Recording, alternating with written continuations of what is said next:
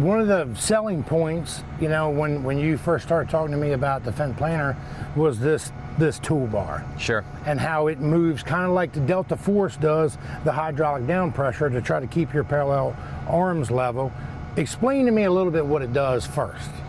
So there's a potentiometer that's here on the parallel arm, and that's going to take a reading that's going to then tell the flipper bars up here where to position themselves as you're going across the terrain. So we set those, and then as you go across the terrain, it's going to adjust your VCT to keep 100% ground contact through waterways and over hills. So we've done a bunch of filming out west where we show going over terraces and over hills.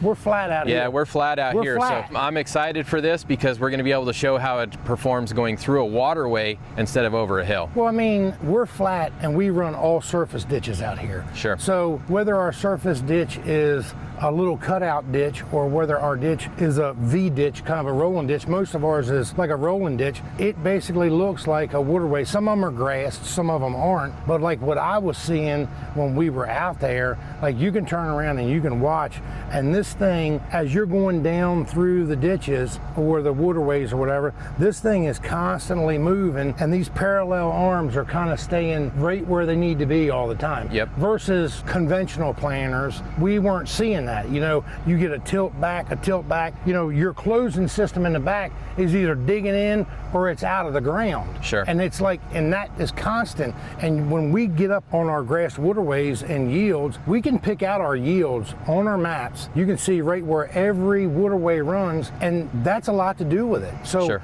I'm interested to see if this will take it out.